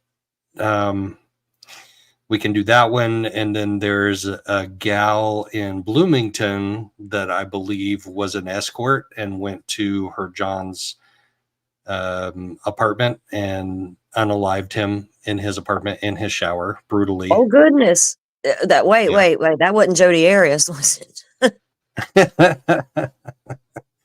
No. Sorry. Wow, that's interesting. We're of course, Joe and I do a lot of stuff together, and we have a little bit of a different style, but we have talked about the morning show and what kind of format to follow. And I wanted to bring different segments of different, you know, trending true crime things and different things like that. And Joe's going to be bringing in pieces as well. So we'll, at least on my show during the week mornings, we'll spend, you know, Joe had a great idea. So I was like, how do we do this? You know, at night or on Sundays, we take longer and we deep dive, you know, particular subjects and cases. But the Sunday morning, the weekday mornings, are we built for like several segments? And he's like, yeah, we can pull that off. So we're working on that. If you guys have any suggestions, though, we're open to them. We want to be a community for you guys and bring you what you want to see and talk about, and things or cases that we may not be focusing on that you do want to hear a little bit about. You know, we're both open to that. You can leave us notes on our community tabs, or I got an email on my page. Joe, you got an email, right? Yep. JS Media. So Joe Schmoe Media, jsmedia@usa.com. Is it on your YouTube account so they can go it is, and yes. find it? Yep. Okay, great. Yep. Yeah, so anytime you guys want to reach out and ask specifics or you know, have us anything you want, anything, let us know. Suggestions on the shows or whatever, we want to bring, all the things. And now that I have subscriptions or memberships or whatever it's called, I want to start doing. I only have a few members right now, so I'm going to start doing members onlys eventually. But I like to look at like forensic evidence, and like the MVAC, for instance. What is that, and what can it do? Different things like that, different technologies, and just like special for our members. That way, it's more a controlled setting. And if you guys have suggestions or you want to talk about certain things, let us know. We're always interested in knowing what you guys want. Yeah, there's also the guy in Indianapolis that unalived 5 of his family members. Like, he went through the house shooting them all. That is crazy. His little brother escaped from the house, and he shot him too, but his little brother survived. Thank goodness. But that's scary. Yeah, 5. How do we not hear about a quintuple murder on national news? Right. Like, how do people not know about this? How, And exactly. That's crazy. And he went to trial last fall in Indianapolis, and he actually got a mistrial because one of the witnesses said to him, "Why'd you do it? Why did you do this?" Which apparently was enough for a mistrial. So he's going to be going back to trial this year sometime. I haven't checked on his case in a while, but I think a little like half-hour thing on that. Like, quintuple murderer, like he killed 5 of his family members. How do people not know about that? Like, all over the country. Like, that's so crazy to me. Yeah. Well, we'll be able to bring those cases to the true crime. Like I said, I've chose this genre for a reason. I'm into true crime. It's just always been that way for me. And I wouldn't be here if I didn't want to discuss true crime cases, and also to make sure that, to see justice happen, and see how our criminal justice system, the way it works. Sometimes it works, sometimes it doesn't. And a lot of times not enough stories are out there, and they're just and they help you learn about other cases, and when you hear certain things going on with certain cases. So the diversity, I like the diversity that we're going to be going with. So yeah, and I want to cover Preston Lord and the Gilbert Goons. Preston Lord was the teenager that was killed like a year and a half ago on Halloween, right here in Arizona. There was a gang that was going around and just like beating up people and taking their money and stuff, but then they like evolved into murdering people. So there's like 6 or 7. He wasn't the kid that was found out in the street after a party. Yes. Yep. After a Halloween party. Yep. And shade got thrown at his friends. I don't remember that part of it. I don't know if it's the same story or not. I'll be interested to see if that is. Yeah. Difficult research. She's thanking Rachel for saying something, but she says, "I feel like I talk too much and people don't know how to take me sometimes." Girl, that's me. Sometimes y'all gotta say, "Shut up, Salty." But no, you are good. You talk away. You chat it up all you want. Yep. For real. You have a safe space to come in here and tell us what your thoughts are. You're welcome, Rachel, for covering the cases that mainstream doesn't.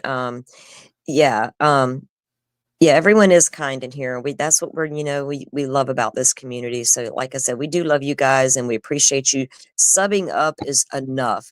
Being here is enough. You know what I mean? So we so appreciate it, because if it wasn't for you guys, we'd be able to talking to ourselves, which is fine. But you're you're growing our channels. And with that said, if you don't mind, give it a like, show it some love. We're getting a lot of views, but our likes aren't matching up, and apparently that matters. So if you guys don't mind, and Joe, if you could drop the link to my channel for those who may not have it. I'm sitting outside and can't do it right now. For sure.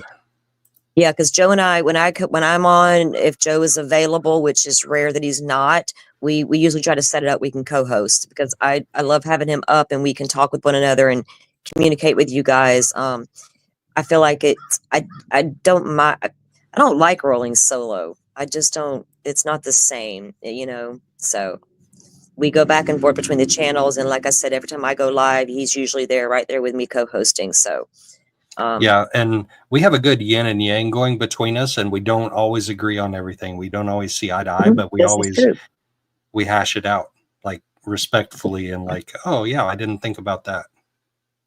yeah, it's great. And we do that. We can debate with each other, and we can say, well, what about this or what about that? And that's, you know, I think you guys appreciate that. All eyes, you're still, girl, we love you. We're gonna have to get you back up soon too, because there's some things popping off in the Delphi that I'm letting you guys take the lead on it. There's just a lot, so I'm watching everything you're doing, and I do plan to talk to you again. I'm going to check those DMs here in a few minutes, and we're going to get you back up and plan a show together if you're down with it. All right. Thanks everybody for hanging with us today. I appreciate it. Yes, I appreciate we the respect appreciate in the it. community. Yes, and this, I don't even know if I may not stream this week. I gotta look for an alternative. I get paid in a couple of days, and I'll pay for StreamYard, I promise. But until then, I'm out of time. So I gotta pay to talk. See how that works? Difficult. I gotta pay to be able to talk. So as much as I want to, anyway. But I will see you guys on Joe's channel in the meantime until I get my StreamYard back up. But again, we love you and thanks for being here. All right. Hey, everybody. Thanks for hanging with us. Peace out. Have a good one.